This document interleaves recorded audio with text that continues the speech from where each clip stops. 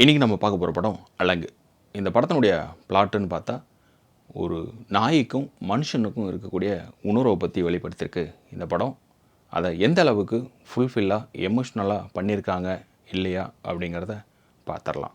இந்த படத்தில் அறிமுக நாயகனா குணாநிதி, அப்புறம் காளி வெங்கட், செம்பன் வினோத், டைரக்ஷன் வந்து எஸ்பி சக்திவேல், கேமராமேன் பாண்டி குமார். இந்த படத்தினுடைய கதை, ஹீரோ ஒரு டிப்ளமோ படிச்சுட்டு இருக்கக்கூடிய ஆள், குடும்பம் வறுமையில் இருக்குது. நிலங்கிறது சொந்த நிலமே அடமானத்தில் தான் இருக்குது. அப்பா கிடையாது, தங்கச்சி, அம்மா.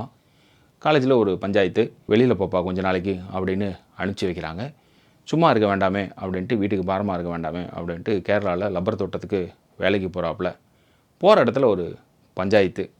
அதுக்கு முன்னாடி வந்தோம்னா இவர்கிட்ட ஒரு நாய் ஒன்று இருக்குது. ஒரு அடிப்பட்ட நாயை ஒன்று உயிரை காப்பாற்றி தான் பங்குக்கு சோத்தையும் போட்டு அதுக்கு ஒரு பேரையும் வச்சு அதையும் கூட கூட்டிகிட்டு போகிறாரு.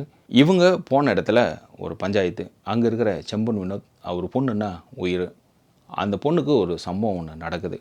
அதனால் கோபம் படுற நம்மால் என்ன பண்ணுறாரு, ஊருக்குள்ளே இருக்கிற எல்லா நாயையும் கொன்று தலைக்கு 2000 ரூபா அப்படின்னு சொல்கிறாரு. ஹீரோ தன்னுடைய நாயை கூட வேற கூட்டிகிட்டு போயிருக்காப்புல. இங்கேருந்து தப்பிக்கிறப்ப என்னென்ன மாதிரியான பிரச்சனைகள்லாம் அந்த காட்டுக்குள்ளார நடக்கு, அதை எப்படி ஹீரோ எதிர்கொள்கிறார் அப்படிங்கிறதான் படம்.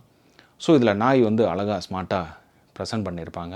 ஒரு மனுஷன், ஒரு நாய், இவங்க 2 பேருக்கும் இருக்கக்கூடிய ஒரு உணர்வு தான் இந்த படம். ஸோ விஷுவலாக இந்த படம் சூப்பராக இருக்கும். அழகாக அந்த காட்டுக்குள்ளார வந்து கேமரா போனதாகட்டும், நம்மளுக்கு இல்லாத இடங்கள்லாம் காட்டினதாகட்டும், சில சிஜிகள்லாம் சொதப்போனதும் சொல்லி தான் ஆகணும், வேலைக்கு ஆகாது.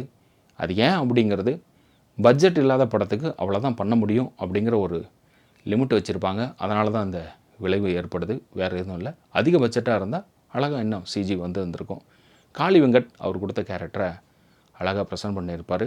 மற்றபடி இந்த படத்தில் நிறையா புதுமுகங்கள் தான் இருக்குது. தமிழுக்கு 1-2 பேர் தான் தெரிஞ்ச முகங்களாக இருக்கும். இது ஒரு ஃபீல் குட் மூவியாக பார்க்கணுன்னு விருப்பப்படுறவங்களுக்கு இந்த படம் போய் பார்க்கலாம். இந்த படத்தை பற்றியான ரிவ்யூவை கமெண்டில் சொல்லுங்கள். அதே போல் நம்ம சேனலில் மற்ற படங்களோட ரிவ்யூ பண்ணியிருக்கோம், அதையும் பாருங்கள். சப்ஸ்கிரைப் பண்ணிவிட்டு மற்றவங்களுக்கும் ஷேர் பண்ணுங்கள்.